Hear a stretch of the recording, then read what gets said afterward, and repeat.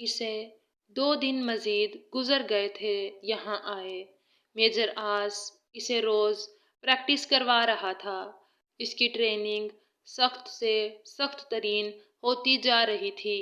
کل شام میجر آس نے 3 گھنٹے اسے پالتو کتے کے ساتھ بند رکھا تھا، جس کی شکل ہی کسی شیر کی طرح تھی۔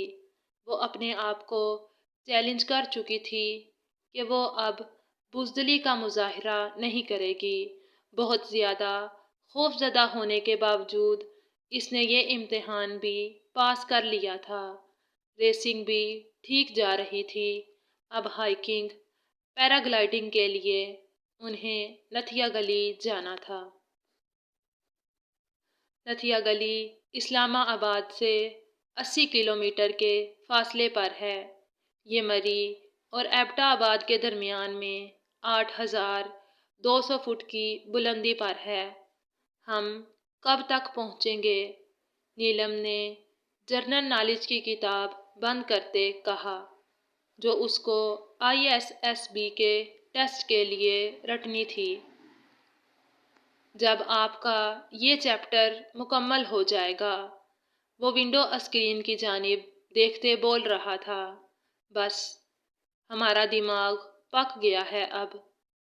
وہ سیٹ کے ساتھ ٹیک لگاتے آنکھیں موند گئی تو میجر آس کو بھی خاموش ہونا پڑا۔ ویسے بھی آج کل نیلم ابرار کی خوش اخلاقیاں چھٹی پر تھیں۔ آخری بار جو اس نے ڈانٹا تھا، اس کے بعد سے وہ اس سے کچھ کھنچی کھنچی سی تھی۔ اپنے مطلوبہ مقام پر پہنچ کر اس نے جیپ روک دی۔ اب یہاں سے اوپر ہمیں پیدل چلنا ہے۔ چلیں، آپ کو ہائیکنگ ٹریک پر چلنا بھی آ جائے گا۔ وہ جیپ کی پچھلی طرف گیا۔ یہ کیا ہے؟ ٹریکنگ سٹکس، اس نے جواب دیتے 2 اسٹکس اسے پکڑائیں۔ برف باری کا موسم لگ رہا ہے۔ وہ ٹریک پر اسٹکس کی مدد سے چڑھ رہا تھا۔ جینز اور شرٹ کے ساتھ نیوی بلو اور وائٹ جیکٹ میں اس خوبصورت منظر کا حصہ بنے، وہ نظر لگ جانے کی حد تک نیلم ابرار کو حسین لگ رہا تھا۔ چلیں، آپ آگے چلیں یا پھر میں۔ ایسا کریں، میرے ساتھ ساتھ چلیں آپ، اور دیکھیں ہائیکنگ ٹریکس پر کیسے چلتے ہیں۔ وہ اس کی جانب دیکھ کر بولا، جس نے وائٹ لینن کی شرٹ کے ساتھ جینز پہن رکھی تھی۔ اس پر لمبا کوٹ تھا، کاندھوں پر شال اور سر پر ہیٹ۔ کچھ رہ گیا تھا تو وہ بھی پہن لیتی۔ اس کو ہنسی آئی، بمشکل ضبط کی۔ وہ بولی تو کچھ نہیں، بس دانتوں کو آپس میں جوڑ لیا جو مسلسل بج رہے تھے۔ وہ اس کے ساتھ ساتھ ٹریک پر چلنے لگی۔ راستہ تنگ ہونے سے اس کی کوہنی میجر آس کے ہاتھ سے ٹکرا جاتی۔ اف، کتنا لمبا راستہ ہے، نیلم نے سوچا، مگر بولی نہیں۔ وہ لوگ اب ایک کھلے سے میدان میں آ گئے تھے اور برف باری بھی شروع ہو چکی تھی۔ سردی بڑھنے لگی تھی۔ سرد برفیلی ہواؤں کے تھپیڑوں نے نیلم ابرار کے گلابی گالوں کو سرخ قنداری انار میں بدل دیا تھا۔ اس پر گھنیری پلکوں کی چھاؤں وہ دل موہ لینے والا چہرہ رکھتی تھی۔ آس پاس لوگ نہ ہونے کے برابر تھے۔ برف اور رفتار سے برسنے لگی۔ ٹھنڈ مزید بڑھ گئی۔ وہ لوگ اب ایک اونچے مقام پر تھے جہاں سے آس پاس سے مارگلہ اور ایبٹا آباد دکھائی دے رہا تھا۔ نیلم اس حسین منظر کو دیکھ رہی تھی۔ ٹریکنگ اسٹکس اب بھی ان کے ہاتھوں میں تھی۔ ہمیں یقین نہیں آ رہا کہ یہ پاکستان ہے۔ اس کی بڑبڑاہٹ بہت دھیمی تھی، مگر میجر آس کے کان بہت تیز۔ کیوں؟ اتنا خوبصورت وہ بول اس سے رہی تھی، مگر اس کی ہری آنکھیں سرسبز و شاداب منظر پر جمی تھیں، اور میجر آس کی اس پر پاکستان اس سے بھی زیادہ خوبصورت ہے۔ سوات، ناران، کاغان، جہلم، مانسہرہ۔ ابھی تو تم نے یہ سب نہیں دیکھا۔ وہ خاموش رہی۔ نیلم، کیا پرابلم ہے تمہارے ساتھ؟ میں تم سے بات کر رہا ہوں، ان پہاڑوں سے نہیں۔ وہ اب بھی چپ تھی۔ آپ میری ایک ڈانٹ نہیں برداشت کر سکتی، آپ کیا کریں گی؟ وہ اسے بولنے پر اکسا رہا تھا۔ ہم آپ کے لیے کچھ بھی کر سکتے ہیں، وہ اس کی جانب دیکھتی بولی۔ اچھا کیا؟ نیلم ابرار آپ کے لیے کسی کی جان بھی لے سکتی ہے، اور اپنی جان دے بھی سکتی ہے۔ اس کی آواز نتھیا گلی میں برستی برف باری کی سماعتوں سے ٹکرائی۔ برف کے گولے چشم دیدہ گواہ بن گئے تھے اس لڑکی کے جنون کے، دیوانگی کے۔ کون جانتا تھا کہ انہوں نے یہ آواز محفوظ کر لی تھی۔ اس سرد روئی کو انتظار تھا اس وقت کا جب اس نے یہی الفاظ لوٹانے تھے۔ وہ ٹریکنگ اسٹکس کی ٹپس برف میں گاڑ کر خود 4 قدم آگے بڑھی۔ سردی کی شدت سے اس کی چھوٹی سی ناک سرخ ٹماٹر ہو چکی تھی، اور اس میں پہنی نوز پن کی چمک مزید بڑھ گئی تھی۔ ہا ہا ہا، ہا ہا ہا۔ ایسا محسوس ہو رہا تھا جیسے میجر آس عالم کے کہکے میرا انجانی کی چوٹی سے ٹکراتے واپس آ رہے ہوں۔ غالباً یہ کسی مووی کا ڈائیلاگ ہے۔ اینی ویز، مس نیلم ابرار، مجھے آپ کی جان نہیں چاہیے، بس آس عالم چاہتا ہے کہ نیلم ابرار اتنی سخت ہو جائے کہ اس کی جان اتنی آسانی سے نہ لی جا سکے، اور سخت ہونے کے لیے سختیاں تو جھیلنی پڑتی ہیں نا۔ نیلم نے ناسمجھی سے اسے دیکھا۔ برف باری تب شروع ہوتی ہے جب گراؤنڈ ٹیمپریچر 0 سینٹی گریڈ سے لیس ہو، یا 32 فارنہائٹ۔ اگر ابھی نتھیا گلی کا درجہ حرارت -2 سے بھی کم ہوتا تو آپ 6 گھنٹے تک اسی جگہ کھڑی بآسانی زندہ رہ سکتی ہیں۔ وہ اپنے اصل مقصد کی جانب آ چکا تھا، اور نیلم سمجھ رہی تھی اسے اس کی ناراضگی کی پرواہ ہے۔ اپنا کوٹ اور ہیٹ مجھے دے دیں، ورنہ آپ کو سردی نہیں لگے گی۔ وہ ہاتھ اس کی جانب بڑھاتے بولا۔ نیلم نے بے یقینی سے اسے دیکھا۔ جلدی کریں۔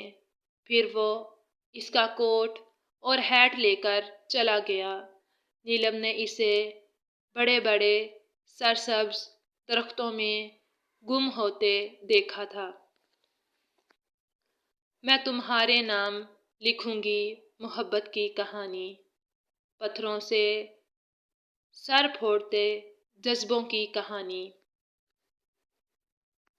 کرنل شہیر عالم، آپ کی بہادری، آپ کی دیدہ دلیری کے ہم سب قائل ہو چکے ہیں۔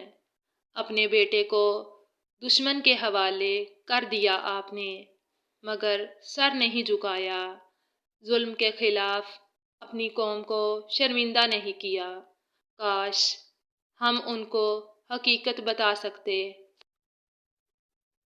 آپ کا دل چیر کے دکھا سکتے۔ لیفٹیننٹ جنرل نے انہیں سراہتے ہوئے کہا۔ 3 ماہ پہلے مجھے آس نے کہا تھا کہ وہ آرمی جوائن کرنا چاہتا ہے۔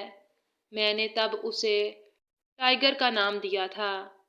میں نے اس کے اندر ایک بہادر اور نڈر انسان دیکھا تھا، اور آج میرے بیٹے نے ثابت کر دیا۔ بلیک سٹار کی قید میں بھی اس نے کہا، بابا میری فکر مت کریں، میں نے غلط کیا، آپ کی فائل بیچ دی۔ میں ڈر گیا تھا، آپ کو کھونا نہیں چاہتا تھا، مجھے بلیک میل کیا جا رہا تھا، مگر آج اللہ تعالیٰ نے مجھے موقع دیا ہے اپنی غلطی کا کفارہ ادا کرنے کا، اور میں پیچھے نہیں ہٹوں گا۔ اگر ایک میری جان جانے سے ہزاروں بے گناہ بچ جاتے ہیں تو میں خود کو خوش قسمت سمجھوں گا۔ میں نے کہا کہ میں اسے شہید سمجھوں گا۔ نہ چاہتے ہوئے بھی کرنل شہیر عالم کی آنکھیں بھیگ گئی تھی۔ میریاٹ ہوٹل میں میٹنگ ارینج کی ہے۔ آس عالم کو کچھ نہیں ہوگا، اللہ پر بھروسہ رکھیں۔ کرنل شہیر عالم۔ بریگیڈیئر شاہ نواز نے انہیں حوصلہ دیا۔ وہ فقط نم آنکھوں سے مسکرا دیے۔ انہیں کیا پتا تھا کہ کل وہ اور ان کی اہلیہ اپنی زندگی کا آخری دن گزاریں گے۔ نیلم وہ ٹھیک 6 گھنٹے بعد واپس آیا تھا، مگر وہاں نہیں تھی۔ نیلم اس نے پھر پکارا۔ ٹھنڈ تھی کہ اس کی پکار پر منہ سے سرد ہوا کے مرگولے نکلتے۔ کہاں چلی گئی نیلم؟ وہ اسے پکارتا میرا انجانی کے قریب پہنچ گیا۔ نیلم یہ مذاق نہیں ہے، نیلم مجھے پریشان مت کرو، نیلم نیلم نیلم۔ وہ درختوں سے گھرے راستے سے اوپر چڑھتا صرف ایک ہی نام پکار رہا تھا۔ میرا انجانی کی چوٹی اس کی بے قراری پر کہکے لگا رہی تھی، نیلم بس کرو، مذاق مت کرو، Neelam Neelam Neelam, I am sorry, please come back, Neelam Neelam. وہ اوپر چڑھتا جا رہا تھا اور ایک ہی نام پکار رہا تھا۔ مغرب ہونے کو تھی، اسے تو یہاں کے راستوں کا بھی نہیں پتا تھا۔ نیلم اس نے میرا انجانی کی چوٹی پر پہنچتے دونوں ہاتھوں سے ہونٹوں کے کنارے بند کرتے آواز لگائی۔ اس کی پشت پر کھڑی ملکہ حسن نے مارگلا کی پہاڑیوں کو رقص کرتے محسوس کیا تھا۔ سرد ہوا پر میجر آس کی گرم سانسوں پر اس کا نام محو رقص تھا۔ برف کے سفید برستے گولے ناچ رہے تھے، ہر شے گنگنا رہی تھی۔ کیا اس سے حسین بھی کچھ ہو سکتا تھا؟ نیلم ابرار کے لیے یقیناً نہیں۔ آپ کچھ پریشان دکھ رہے ہیں میجر آس عالم۔ اس آواز پر وہ نینو سیکنڈ کی رفتار سے پلٹا تھا۔ وہ یاقوتی شال شانوں پر ڈالے سفید قمیض میں گلابی رنگت اور سرخ ہوتی ناک لیے اس کے سامنے کھڑی تھی، دونوں ہاتھ سینے پر باندھے۔ کہاں چلی گئی تھی تم؟ وہ بدحواسی میں اس کی جانب بڑھ کر اسے شانوں سے تھامتے پوچھنے لگا۔ آپ کو کیا لگا تھا مر گئے ہم؟ اتنی آسانی سے آپ کی جان نہیں چھوڑنے والے۔ وہ مسکرا رہی تھی۔ میجر آس نے جھٹکے سے اسے چھوڑا۔ نیلم یہ ایک بہت ہی واہیات مذاق تھا۔ وہ غصے میں تھا۔ بہت مزہ آیا ہمیں ایسے آپ کو 1 گھنٹہ نیلم نیلم پکار کر میرا انجانی چڑھتے دیکھ کر۔ کیا کہہ رہی ہیں آپ؟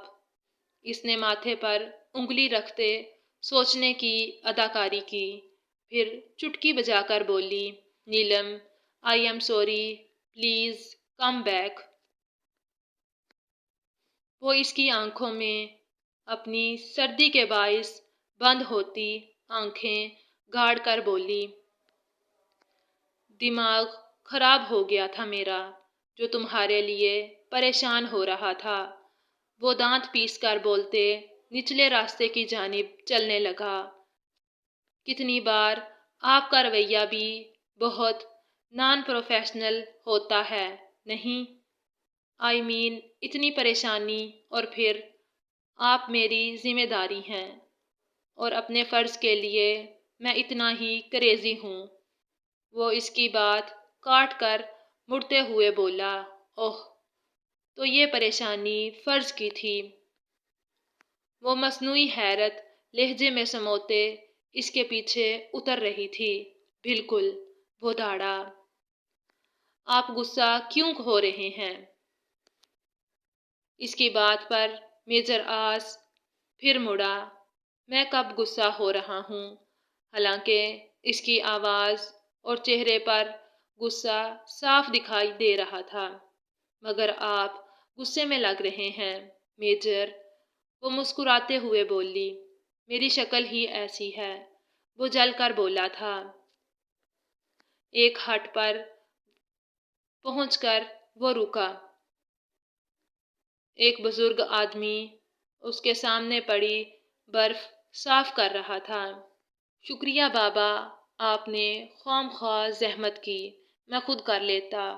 وہ ان سے اتنے پیار سے مخاطب تھا کہ نیلم کو بابا جی اپنے رقیب محسوس ہوئے۔ اندر آ کر اس نے لکڑیاں جلانی شروع کیں۔ ہٹ میں 2 چھوٹے چھوٹے کمرے تھے، چھوٹی سی ایک الماری اور لکڑی کے پلنگ۔ جائیں کپڑے بدل لیں، نہیں تو بیمار پڑ جائیں گی۔ وہ اس کی جانب دیکھے بغیر بولا۔ لکڑیاں آتش دان میں جلنا شروع ہو چکی تھیں۔ یہ لیں۔ وہ کپڑے بدل کر گیلے بال کھلے چھوڑے، شال اچھے سے لپیٹ کر آتش دان کے پاس پڑے پتھر پر بیٹھ گئی تھی۔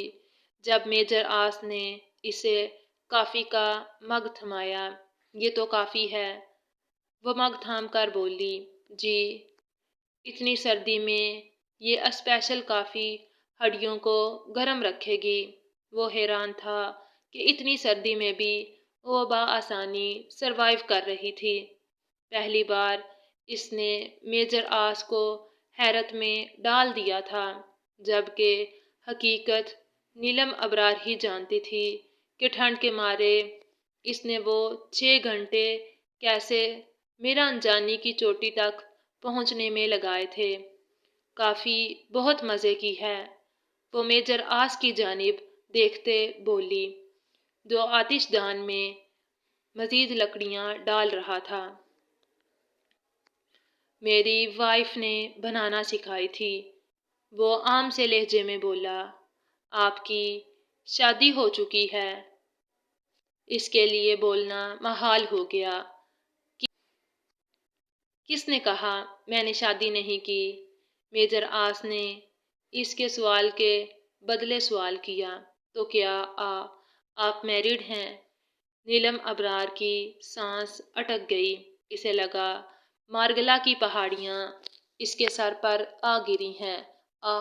آپ کی وائف کہاں ہے؟ میجر آس کی بے نیازی پر اس نے ایک اور سوال کیا۔ مر گئی۔ ٹائیگر نے 2 اور لکڑیاں آگ کی نظر کیں۔ آگ کے شعلے اور بلند ہو چکے تھے۔ اچھا ہوا۔ اس کی آواز بہت مدھم تھی۔ کیا کہا آپ نے؟ میں نے کہا اچھا ہوا مر گئی، ورنہ میں اسے اپنے ہاتھوں سے مار دیتی۔ نیلم نے دانت کچکچائے۔ ویٹ اے منٹ، آپ مار دیتی، لیکن کیوں؟ آپ اچھے سے جانتے ہیں۔ نہیں، میں نہیں جانتا، آپ بتائیں۔ اس نے نیلم کی جانب دیکھا جو درمیان میں جلتی آگ کو دیکھ رہی تھی۔ آپ جو سننا چاہتے ہیں ہم وہ نہیں بولیں گے۔ میجر آس کے لبوں پر ذرا کی ذرا مسکراہٹ دوہری۔ کیا آپ کو واقعہ ہی عقل آ گئی ہے؟ نہیں، ہم نے آپ کی عقل ٹھکانے لگانے کا سوچ لیا ہے۔ وہ پتھر سے اٹھ گئی تھی۔ میجر آس کی نظریں اس کی پشت پر بکھرے آبشار پر ٹھہر گئیں۔ تمہارے دماغ میں کیا چل رہا ہے؟ وہ حساس ادارے کا اہم رکن تھا۔ وہ ذرا ذرا سی بات کو محسوس کر لینے والا انسان تھا۔ اسے نیلم سے خطرے کی بو اٹھتی محسوس ہوئی تھی۔ یہ کیسے ممکن ہے کہ ایک ہی چہرہ، ایک ہی جیسے نین نقش، اور پھر اس کا مجھ سے ٹکراؤ، پھر غائب ہو جانا، اس کے بعد ایگل کا فرار ہونا۔ اس کے دماغ میں سوال ہی سوال ابھر رہے تھے۔ تو کیا میرا انجام بھی بلیک سٹار کی طرح ہوگا؟ اس نے کھڑکی سے نظر آتے اندھیرے میں جھانکتے سوال کیا۔ کیا مجھے موت سے ڈر لگ رہا ہے؟ وہ آج اپنے آپ سے ایک اذیت ناک سوال کر بیٹھا تھا۔ اگر تم موت سے نہیں ڈرتے تو اتنے گارڈز، بندوقیں ہر وقت تمہارے ہمراہ کیوں ہوتی ہیں؟ تمہیں خوف ہے موت کا؟ اس کے ضمیر سے آواز آئی۔ ہاں، میں ڈرتا ہوں موت سے، لیکن یہ ڈر تب تک ہے جب تک پاکستان کو برباد کرنے کی خواہش زندہ ہے۔ جس دن یہ چاہ، یہ تمنا مر گئی، اس دن میں بھی مر جاؤں گا۔ اس نے خود کو باور کروایا۔ ابھی وہ مکمل طور پر اپنے آپ سے مخاطب تھا، ایک دم خود میں گم۔ جب ڈرائنگ روم میں میورک نے قدم رکھا، ایم ایز، تم نے امریکہ کی پارٹی والا کانٹریکٹ کیوں سائن نہیں کیا؟ اتنا زبردست پیکیج لگایا تھا میں نے۔ تم نے ریجیکٹ کر کے اچھا نہیں کیا۔ میورک ابھی ابھی کلب سے آیا تھا۔ مجھے اس پارٹی میں کوئی دلچسپی نہیں۔ وہ اپنے ذاتی مفاد کے لیے کام کر رہی ہے، اور دوسری پارٹی میرے اصل مقاصد میں میری مدد کر رہی ہے۔ وہ اس کی جانب دیکھے بغیر بولا۔ میورک الجھ گیا۔ میں سمجھ نہیں پایا تمہاری بات۔ جیک کی پارٹی اسلحہ لے کر اسے رابری، ڈکیتی کے لیے یوز کرتی ہے، جس سے یہ پتہ چل جاتا ہے کہ پاکستان کا اسلحہ امریکہ میں غلط کاموں میں استعمال ہوتا ہے۔ اس طرح کے انسیڈنٹس دونوں ملکوں میں کشادگی بڑھا دیتے ہیں، اور پھر پاکستان کا امن و سکون برباد ہو جاتا ہے، اور مجھے چین آ جاتا ہے۔ وہ اس کی جانب پلٹا جو حیرت سے اسے سن رہا تھا۔ تمہاری پاکستان سے کیا دشمنی ہے؟ میورک نے آبرو اچکاتے پوچھا۔ آئی تھنک ٹائم کافی ہو چکا ہے، اب تمہیں ریسٹ کرنا چاہیے۔ ایم ایز اپنی چوڑی کلائی پر بندھی قیمتی ریسٹ واچ کی جانب دیکھتا ہوا بولا۔ Okay, good night. میورک انگریزی لب و لہجے میں بولتا ہوا چلا گیا۔ میری پاکستان سے نفرت کی جنگ ہے، اور یہ کوئی چھوٹی دشمنی نہیں ہے۔ ایم ایز اپنے آپ سے مخاطب تھا۔